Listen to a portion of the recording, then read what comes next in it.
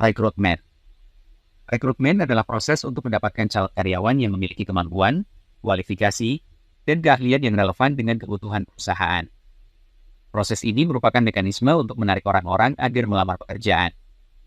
Rekrutmen berfokus pada mengumpulkan sekelompok besar pengalaman yang berkualitas. Rekrutmen. A. Kebutuhan tujuan. Antisipasi organisasi bahwa tujuannya akan tercapai adalah pendorong utama di balik perekrutan. Perusahaan menyadari bahwa memiliki akses sumber daya manusia terbaik akan memungkinkannya mencapai visi dan tujuannya, memainkan peran kunci dalam menjalankan operasi yang sukses, dan memberikan keuntungan finansial. B. Kebutuhan kemajuan. Setiap bisnis bercita-cita untuk tumbuh, berkembang, maju, dan mencapai kebesaran. Organisasi dapat memilih SDM terbaik dengan melakukan operasi rekrutmen. Khususnya, sumber daya di dalam alam manusia yang mampu memajukan suatu organisasi. C. Kebutuhan keuntungan. Mencari keuntungan adalah motivasi praktis.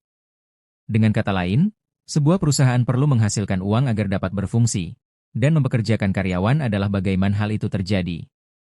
Karyawan direkrut berdasarkan kemampuannya untuk berkontribusi, menunjukkan bahwa mereka bermanfaat, menunjukkan bahwa keberadaan mereka bermanfaat, dan menunjuk bahwa mereka menguntungkan bagi perusahaan.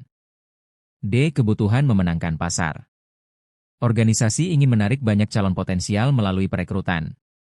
Pencari kerja SDM dengan pengalaman, pendidikan, dan pandangan yang matang. Diharapkan perusahaan akan mampu bersaing untuk merebuti hati pasar dengan kriteria tersebut, akan tetapi di luar daripada itu semua kebutuhan akan memenangkan pasar dilihat dari berbagai macam aspek.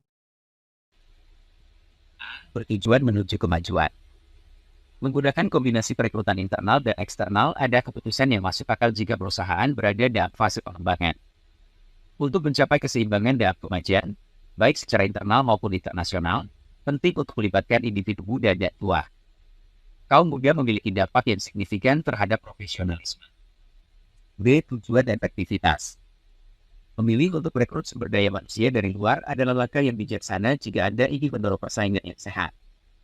Pendatang baru biasanya memiliki sifat unik yang memungkinkan mereka untuk lebih objektif di tempat kerja.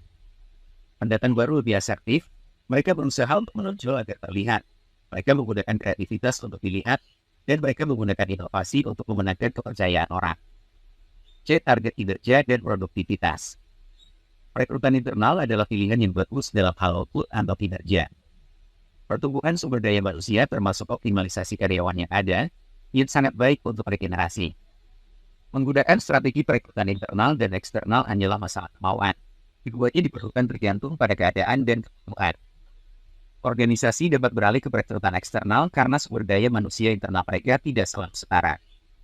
Namun demikian, memanfaatkan sumber daya manusia internal adalah pilihan cerdas ketika perusahaan ingin menghemat uang, mempercepat atau keduanya.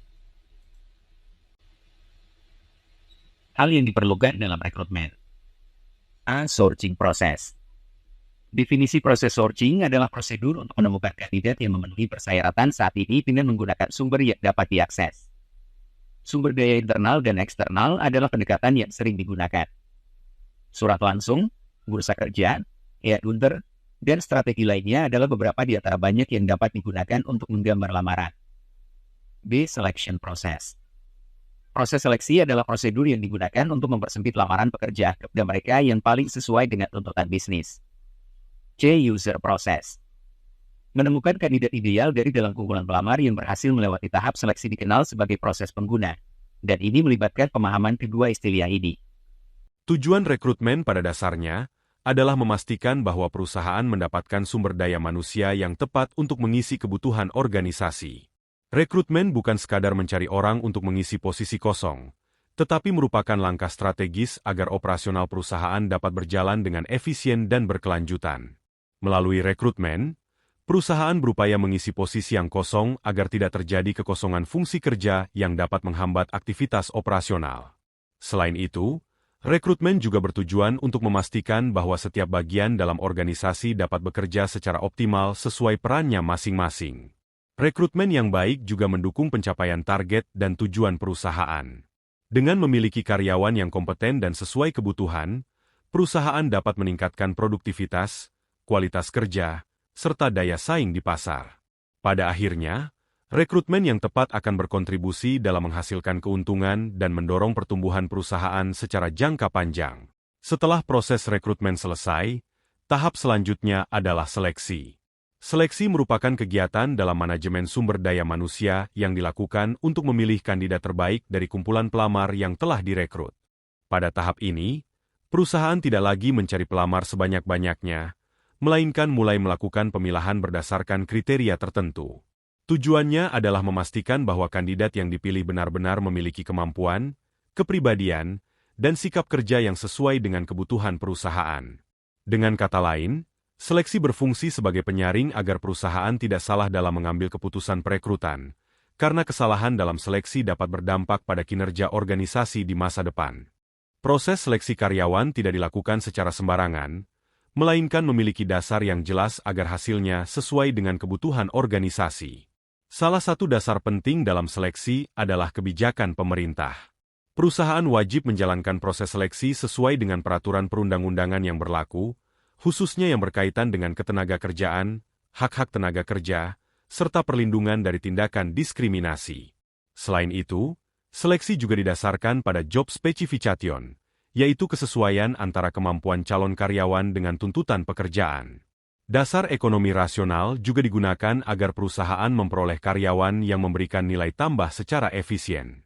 Terakhir, etika sosial menjadi dasar penting agar proses seleksi dilakukan secara adil dan manusiawi. Dalam proses seleksi, perusahaan menggunakan beberapa metode untuk menilai kemampuan dan potensi calon karyawan.